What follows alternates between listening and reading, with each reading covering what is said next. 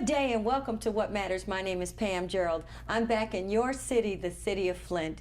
I would like to extend a thank you to Reverend Lewis Randolph for allowing me again to use his location here in the city of Flint at Antioch Baptist Church. Reverend Randolph, thank you very much, and you are so supportive of me, my show, and also of the Flint community. I am here today to talk to Attorney Glenn Cotton, and he has announced his candidacy for 68th District Court Judge right here in your city, the city of Flint. I would like to extend a special request to all of you voters in the city of Flint to make sure you get out and vote for the primary, which is August 7th of 2012. Make sure you remember, for those of you that are not registered to vote, that you be registered to vote so you can vote in the general election in November. Okay, so do that for me. Make sure you cast your vote. Your vote, your input, that's what matters. Okay, Attorney Glenn Cotton, you are running for 68th District Court. Tell me why you decided to run. Well, I decided to run to answer the call to serve. I had been the chair of the Genesee District Library for over 3 years, and I was approached by a group of individuals who liked the way that I handled the operations of a $7 million system, and they thought that I could use my administrative skills to help serve the residents of the city of Flint. Okay. So that is why I'm running to serve. Okay. Now tell me about your educational background. Well, my educational background is I received my high school degree here in the Flint area. I went on to the University of Michigan to receive my bachelor's degree. I started law school out at Vanderbilt. That wasn't successful. I then refound myself, entered law school at the University of Detroit, received my Juris Doctorate degree there, took the bar, passed it on the first time, and we've been practicing law for over 15 years since. Now, I hear a lot of attorneys always emphasize that they passed the bar on the first attempt. How important is it to pass it on the first attempt, and why is it so important? Well, it's very important because it demonstrates your legal ability and legal reasoning. There are some of those who have not passed the Michigan bar that are able to waive in through another state and get a sanction that way, but I thought it was very important to know the law of my state that I'm practicing in, but more importantly, that by committing myself and throwing all of my effort into passing the bar on the first time, it was very important. It's crucial that if you don't pass it on the first time, the odds of you passing it or receiving successful passing on the second time diminish each time thereafter. So I thought it was very important for me to pass it on the first time. Okay, so you've been an attorney for about 15 years. That's correct. Okay, and what type of law do you practice? Well, I practice right now a general civil and general criminal docket, very similar to what is in the district court. I do handle capital offenses, whether it be murder cases or armed robbery. I also handle general civil cases where I'm suing somebody, or a general landlord-tenant matter. So I have a vast array of experience within the district court, and not only that, but after I graduated from law school, or actually really before I graduated from law school, I clerked for a district court judge in Oakland County, and I was able to understand much about how the district court works. So I swore in witnesses, I cleaned up the court, I made the judge's coffee, I wrote the opinion for the court. So my responsibility was all hands on deck. Wow. An attorney making coffee. Oh yes, oh yes. Now, tell me, do you have a preference as to the types of cases that you like to handle, and if so, why? Well, I don't necessarily have a type of preference because the district court handles a wide array of cases. So I look at myself being diverse and well qualified to handle those cases. Part of my experience is that I believe that I'm qualified, I'm dedicated, and fair. I'm the right man for the right time, which is right now, for this job. I want to be Flint's first choice for judge. And in doing so, I bring all of my skills to the table. And my saying is 100% cotton. Okay, wow. And not the fabric, but the man. No, not the fabric, but the man. Now, when you say you bring all of your expertise and your experience as a candidate to run for 68th District Court Judge, be a little bit more specific. Well, part of my background is because of my going through my Vanderbilt ordeal and not coming out of Vanderbilt, graduating from Vanderbilt, actually getting thrown out of Vanderbilt because of alcohol and drugs. And I would tell the young people that alcohol and drugs will lead to terrible things. But fortunately, through God's will and prayer, I was able to overcome those demons and then reassess myself. And the Jesuits at the University of Detroit gave me a second chance. And that second chance is something that I captivated, and I utilized that second chance and was able to not only pass the bar on the first time, but more importantly, been able to take my experience from the district court and practice for over 15 years, whether I'm representing landlords or tenants or representing criminal defendants. I brought my vast array of experiences to help better serve my clients. Mm-hmm.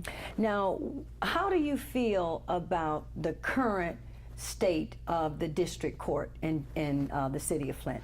Well, the current state of the district court is something that I hear a lot of complaints about people in the general public, and part of my understanding of what's going on is that I want to start on time and end on time. I think that's one of the things that, as an administrator of law and of justice, that you should be able to have your court start on time and end on time, where a person doesn't have this misunderstanding that if in fact they show up there at 8:30 that they're going to be spending the whole day in court. Mm-hmm. And that to me is just not only a waste of taxpayer money, but is also an ineffective use of time. Mm-hmm. And I want to be able to carry that message to the taxpayer or the person who's responsible for the payment of that judge's salary, that more importantly that the judge is qualified to handle that case, the judge is dedicated to ensure the public safety, but more importantly that the judge is going to be fair and open-minded to the litigants. Mm-hmm.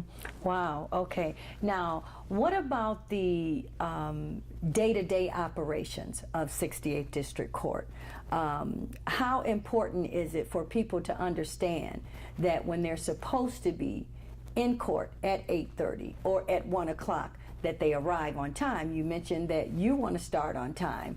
What about the people coming in, being in front of the bench? Well, I think it's very important. Timeliness is very important. And I think if the public has the expectation that they're supposed to be there at 8:30 or at 1 o'clock, then it should be likewise that the judge is there at the bench on 8:30 or at 1 o'clock, communicating to the public whether or not their case is available to be heard at that time, or whether or not there needs to be more time so that cases can come to maturity and ripeness before the court is ready. Mm-hmm. So I just believe there needs to be another level of communication from the bench to the general public as to how the process takes place, and letting the people be more informed about how the process, and more importantly, how their taxpayer dollars are being spent. Okay. Now, is it true that when people come in and check into court, that the judge cannot see them until he has a copy of their file? Well, one of the things is this: it depends on if it's a criminal or a civil case. If it's a criminal case, you have a prosecuting attorney or a city attorney. So the city attorney or prosecuting attorney must first take a look at that case to see, in fact, what the status of that case is, whether or not it's in a pretrial status, whether or not it's in a trial status. But more importantly, if it's in a criminal case, then that person should have an attorney that's representing them also. If we have a civil context, then the judge and the person who may not have an attorney, the judge can't be that person's attorney, but the judge can be kind and be respectful and explain to them how the process entails, and perhaps point them in the right direction that they can get an attorney for them, because our Constitution guarantees them an attorney in a criminal matter, but it doesn't do so in a civil matter. Mm-hmm. And before I get into the American Bar Association and some of their criteria, is it true that you've done public defender work before? Oh, it's very true. And one of the things that I try to express to my clients is that my ethical obligation is to perform regardless of whether I was appointed or retained. So I don't view my cases any differently whether I was appointed on a case or whether I was retained on a case. Ultimately, I'm giving my all to that client to try to best effectuate what their case entails. Mm-hmm. So it's not a question of money, it's a question of ability and heart and passion. Okay. Now, the American Bar Association, and I'm looking at this paper here, talks about the black letter guidelines for the evaluation of judicial performance. And there's certain criteria. They talk about a judge should be able to evaluate his or her own ability, including the following criteria. And I want you to briefly respond to each one of those things. Legal reasoning ability. Well, legal reasoning is very important. As for instance, in my practice, if I didn't have the ability to apply legal reasoning, then I wouldn't be able to effectuate and be able to advocate on their behalf. And as a judge, you want to take the advocation out of the picture, be able to go through all of the arguments that are being presented, actually apply the law to the facts, and be able to make a decision that is appropriate to the circumstances that are at hand. So part of the ABA criteria is that a judge should be very knowledgeable of the substantive law that is in front of him or her. The judge should also be knowledgeable about the rules of procedure, the rules of evidence. Those are very important criteria. A judge also needs to be able and keep an update with respect to any developments in the law. And those are very important things that a judge has to do. Part of being an attorney is that each year I take a seminar with respect to updating my continuing legal education, just to make sure if there's something that's new out there that I've made sure I'm aware of it and I can incorporate that into my practice. Likewise, I think it would be important for the judge to review all of the most current updates, but also to take an occasional seminar with respect to an update of the current history of the law or the status of the law, so that they can best apply that in their daily operations. Okay, and when you talk about keeping up with current developments, does that also include procedure and evidence as well? That it definitely does, Pam. And one of the things that is very important is that there is ongoing pressure in the legislature to try to abolish the preliminary examination in the criminal process. And if in fact that would happen, that would be a very radical change from the course and the practice of today in the district court, because in the district court you hear on felony cases, probable cause that a crime was committed and probable cause that that individual in fact committed that crime. It's not the same standards of beyond a reasonable doubt that exist at the circuit court, but the district court serves to try to weed out fruitless or meritless cases in their inception. So it's very important that the judge have an open mind to listen to what evidence is presented, but more importantly, if in fact there's not a case at the district court, then to get rid of that case, because that is what the law requires. Okay, now the second guideline, it says that a judge should be evaluated on his or her integrity and impartiality, including the following criteria. They talk about the avoidance of impropriety and the appearance of impropriety. How important is that? Well, that's extremely important, because you don't want to have a situation where a litigant, or say for instance in the landlord-tenant matter, that the party comes in automatically and indicates that a judge has a certain disposition towards tenants and is always pro-tenant.